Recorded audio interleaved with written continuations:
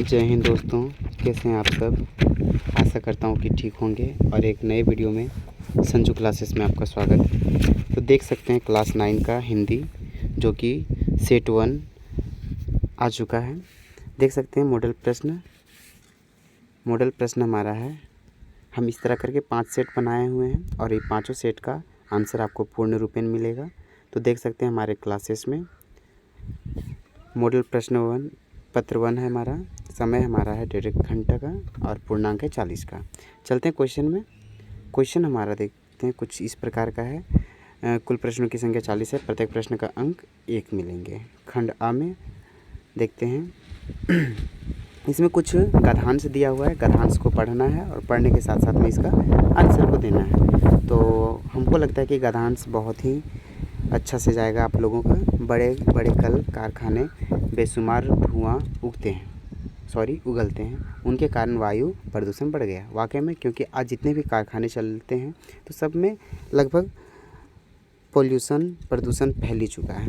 तो इसको पढ़ने के बाद आप लोगों को पूर्ण रूपेण समझ में आएगा। तो चलते हैं आगे और देखते हैं इस चीज़ को कि कैसे इसको बनाया जाएगा। चलते हैं प्रश्न 1 में। प्रश्न 1 हमारा है, बड़े बड़े कल कारखाने में क्या उगलते हैं। तो अभी मैंने पढ़ा क्या उगलते हैं, तो इसका सही ऑप्शन हो जाएगा हमारा ऑप्शन नंबर सी, यानी कि धुआं। चलते हैं दूसरा प्रश्न में। दूसरा प्रश्न हमारा है, कारखानों से लगातार क्या निकल रहे हैं। तो इसका सही आंसर हो जाएगा हमारा कचड़े निकलते हैं, है ना। चलते हैं तीसरा प्रश्न में। कारखानों से निकलने वाले खराब पदार्थ में कैसे रसायन होते हैं। तो जहरीले रसायन होते हैं।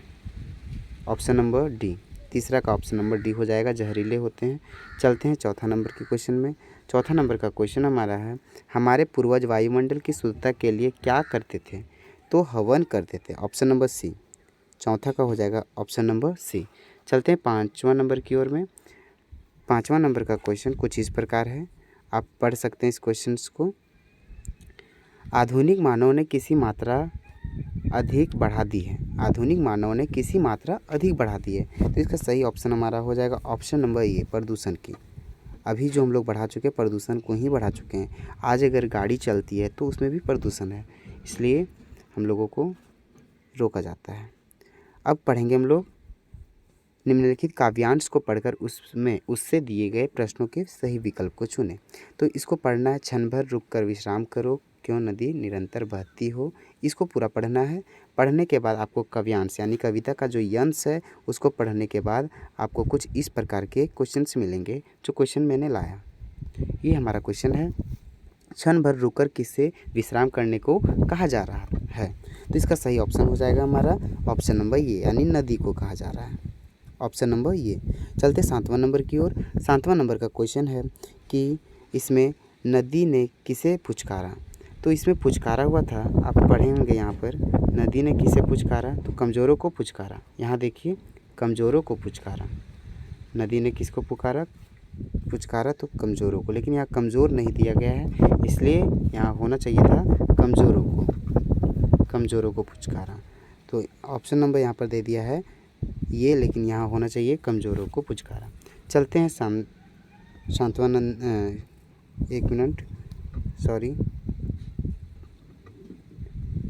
नंबर में यहाँ दे दिया है पर्वतों को, लेकिन पर्वत नहीं होगा, यहाँ पर हो जाना चाहिए था कमज़ोरों को पुचकारा। 7वां नंबर का हो जाएगा कमज़ोरों को पुचकारा। चलते हैं 8वां नंबर की ओर।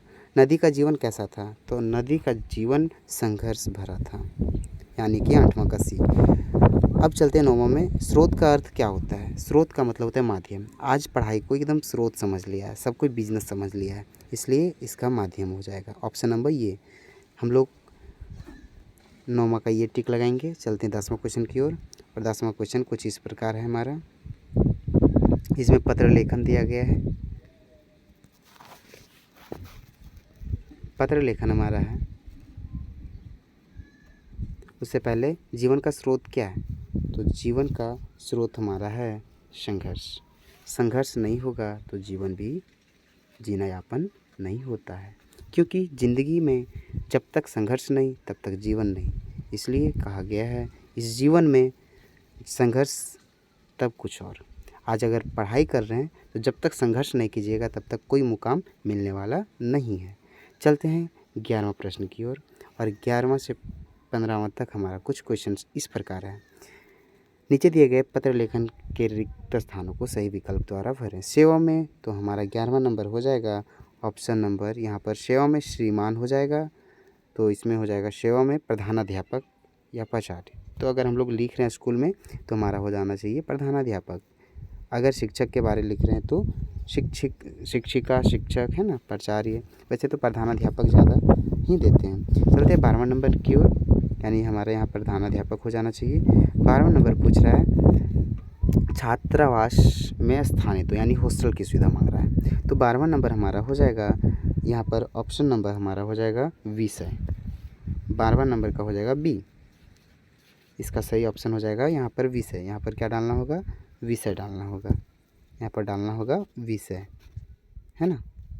चलते हैं 13 नंबर की ओर। 13 नंबर का प्रश्न सविनय, तो यहाँ निवेदन होना चाहिए, हमको तो लग रहा है कि निवेदन ही होगा। प्रार्थना महाशय महोदय निवेदक, सविनय निवेदक, है ना, सविनय निवेदक यह कहना है कि, है ना, इस प्रकार होता है। चलते 14 नंबर की ओर, और 14 नंबर का प्रश्न हमारा है विद्यालय के, मैं आपके विद्यालय की 9वीं कक्षा का छात्र या छात्री, क्योंकि ये 9 क्लास से संबंधित था इस वजह से हम यहाँ 9वीं डालेंगे। चलते हैं यहाँ पर क्या है 7वीं, 8वीं, 9वीं। ऑप्शन नंबर यहाँ हो जाएगा सी, 9वीं कक्षा की छात्रा हूँ या फिर छात्र हूँ। 15 नंबर क्वेश्चन क्या पूछा है, 15 नंबर देख लेते हैं। 15 नंबर बोला प्रतिदिन आना जाना नहीं हो पाता, इसलिए मैं छात्रावास में रहना चाहता हूँ या फिर चाहती हूँ।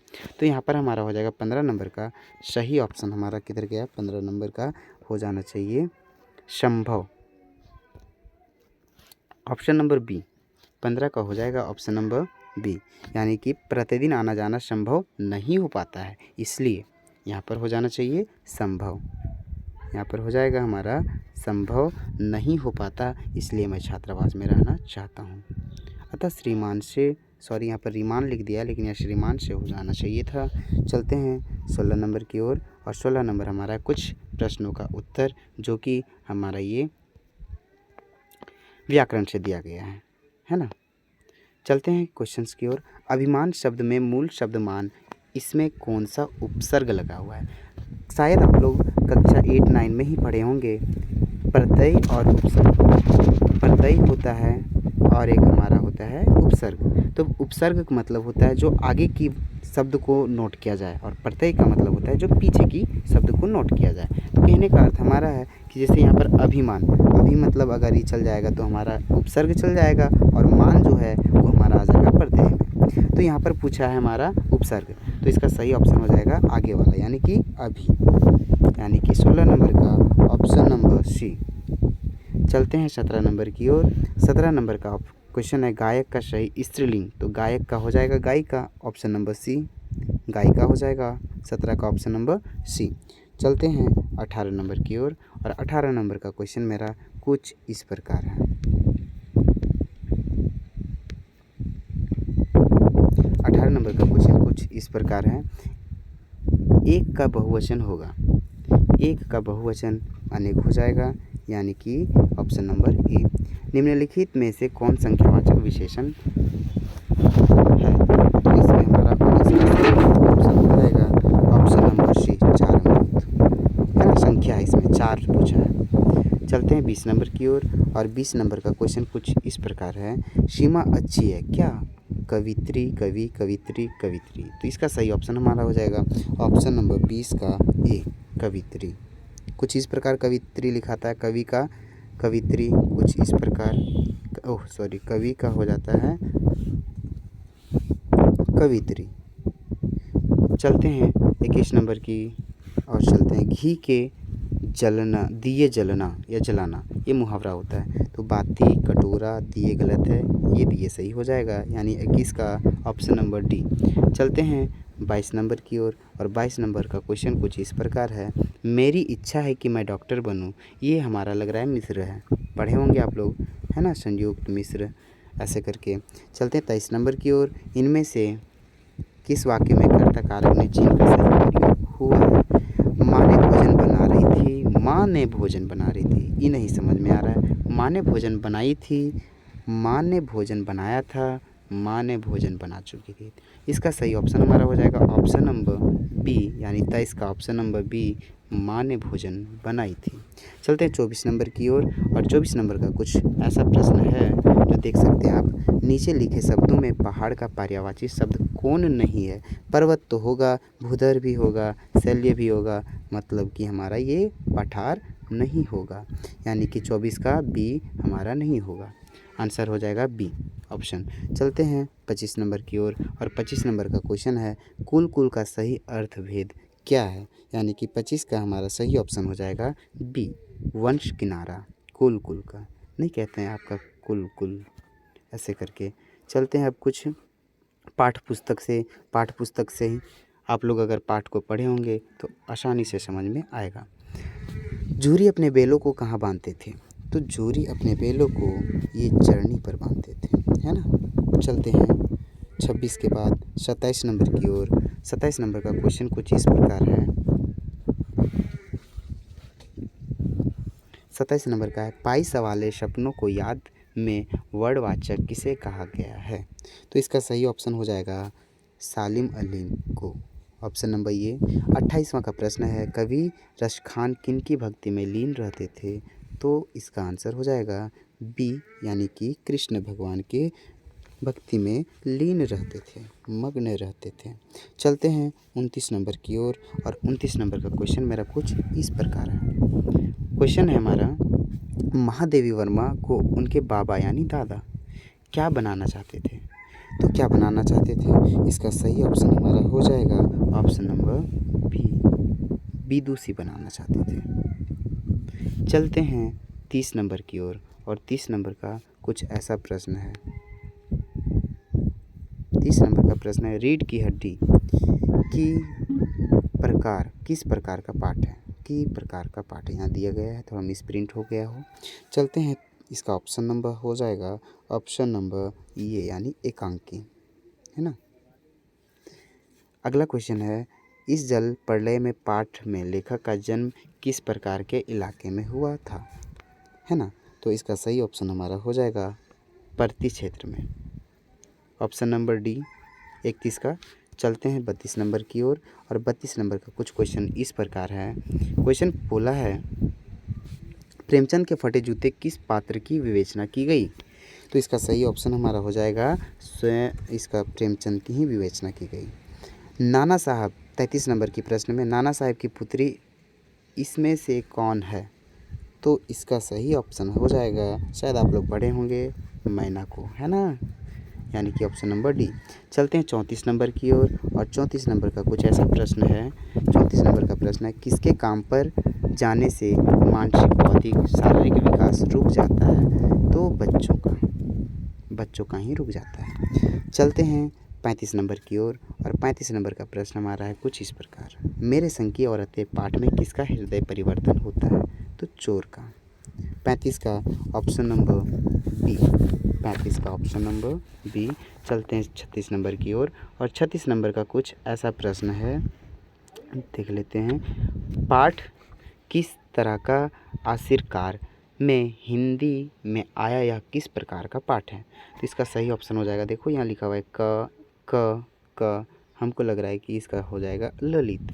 चलते हैं 37 नंबर के प्रश्न में। 37 नंबर का प्रश्न है, माँ ने किस दिशा को मृत्यु का दिशा कहा था? तो हम लोगों को भी पता है, जब कोई इंसान मर जाता है तो उसको उत्तर की दिशा में सुलाते हैं, अगर दक्षिण की ओर है तो हम उसको उत्तर की ओर करते हैं। तो ऑप्शन नंबर हमारा हो जाएगा सी।